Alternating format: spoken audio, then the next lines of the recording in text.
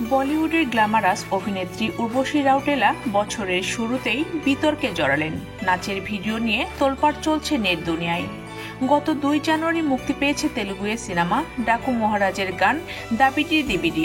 উর্বশী এবং 64 বছর বয়সী অভিনেতা নন্দমুরি বালাকৃষ্ণের নাচ দেখে চমকে গেছেন দর্শকরা।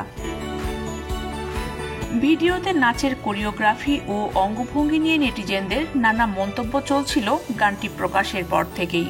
অবশেষে স্বরচিত এক চলচ্চিত্র সমালোচকের মন্তব্যের প্রতিক্রিয়া জানিয়েছেন উর্বশী। এই ভিডিওকে নীল ছবির সঙ্গে তুলনা করতে ক্ষেপে গিয়ে মুখ খুললেন এই অভিনেত্রী। গত 2 জানুয়ারি মুক্তি পেয়েছে ডাকু মহারাজ ছবির দাবিডি দিবিডির গান। সেখানে উর্বশী ও 64 বছর বয়সী তেলেগু অভিনেতা নন্দমুরি বালাকৃষ্ণের নাচ দেখে চক্ষু চড়ক গাছ দর্শকদের।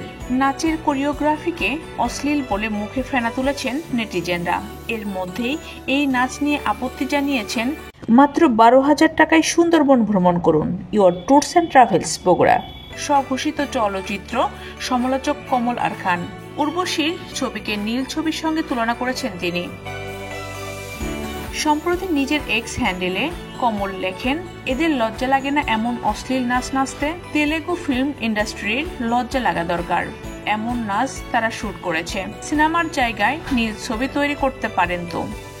এমন নাচের জন্য উর্বশীর লজ্জা লাগা দরকার। পাল্টা জবাবে অভিনেত্রী লেখেন, দেখেও হাসি পায়। যারা জীবনে তেমন কিছুই অর্জন করেননি তারা অন্যের সমালোচনা করছেন, তাও কাদের? যারা দিনরাত পরিশ্রম করছেন।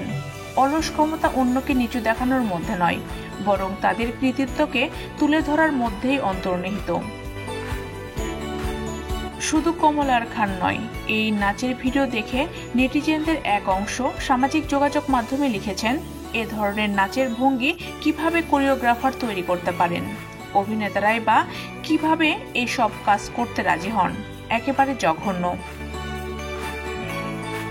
আরও একজন মন্তব্য করেছেন, অশালীন নাচ দেখিয়ে কি ছবির অতিরিক্ত আয় হয়? এই ধরনের দৃশ্যের মাধ্যমে বোধহয় ছবির প্রচার হচ্ছে। কেউ কেউ দাবি করছেন নারীদের জন্য এই ধরনের নাচের দৃশ্য অত্যন্ত অপমানজনক। উর্বশী নিজে এমন নাচের জন্য কিভাবে রাজি হলেন সে নিয়ে প্রশ্ন তুলেছেন নেটিজেনরা। বলিউডের সিনেমায় এখন খুব একটা উর্বশীকে দেখা যায় না, তবে সোশ্যাল মিডিয়ায় বেশ সক্রিয় এই অভিনেত্রী। 2013 সালে সানি লিওনের সিংস অব দ্য গ্রেট সিনেমার মাধ্যমে বলিউডের অভিনেত্রী হিসেবে নিজের যাত্রা শুরু করেন উর্বশী। তার পরবর্তী ক্যারিয়ারের সফল সিনেমা খুব একটা নেই, তবে তেলেগু সিনেমা ডাকু মহারাজের গুরুত্বপূর্ণ চরিত্রে দেখা যাবে তাকে। আগামীকাল 12 জানুয়ারি সিনেমা হলে ডাকু মহারাজের মুক্তি পাওয়ার কথা।